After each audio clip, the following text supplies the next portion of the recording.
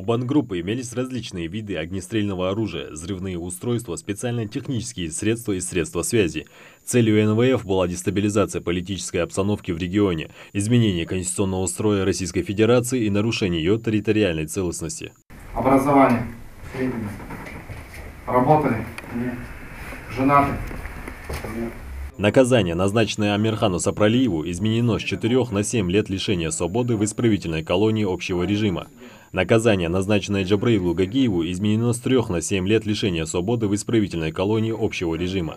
Кроме того, суд обязал каждого осужденного выплатить штраф в размере 100 тысяч рублей.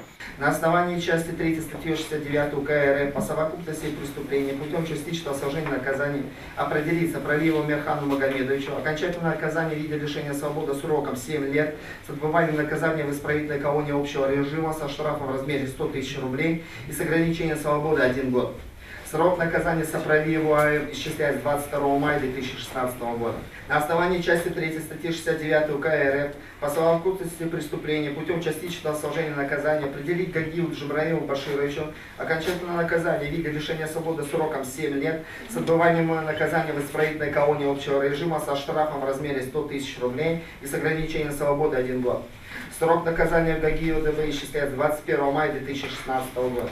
Хасан Сапралиев вместо 2,5 проведет 7 лет в исправительной колонии общего режима. Четвертый фигурант Молла Сапралиев, осужденный ранее на 3,5 года, получил 7 лет в колонии общего режима. На основании части 3 статьи 69 УК РФ по совокупности преступлений путем частичного сложения наказаний определить Сапралиеву Хасану Гарихановичу на окончательное наказание в виде лишения свободы сроком 7 лет с отбыванием наказания в исправительной колонии общего режима со штрафом в размере 100 тысяч рублей и с ограничением свободы 1 год.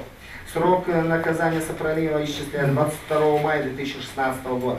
На основании части 3 статьи 69 УК РФ по совокупности преступлений путем частичного сложения наказания определить Сапралиеву Мавлею Умаровичу окончательное наказание в виде лишения свободы сроком 7 лет с отбыванием наказания в исправительной колонии общего режима со штрафом в размере 100 тысяч рублей с ограничением свободы 1 год.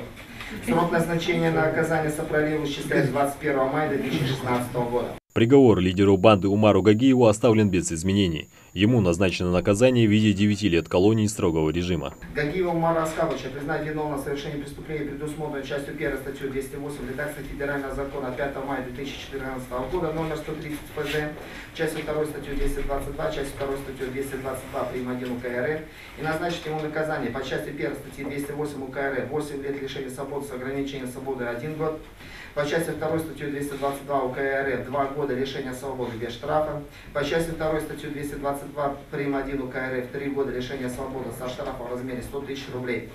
На основании части 3 статьи 69 УК РФ по совокупности преступлений путем частичного сложения наказания определить Гагиеву Умару Аскаровичу на окончательное наказание в виде лишения свободы срока на 9 лет с отбыванием наказания в исправительной колонии строгого режима со штрафом в размере 100 тысяч рублей и с ограничением свободы 1 год. Как сообщалось приговором Назрановского суда Ингушетии от 5 октября 2017 года, 5 жителей республики были признаны виновными в создании и участии в незаконном вооруженном формировании, незаконном обороте оружия группы лиц по предварительному сговору, незаконном обороте взрывчатых веществ и взрывных устройств. Часть 1, статья 208, часть 2, статья 208, часть 2, статья 222, часть 2, статья 222, 1 УК РФ.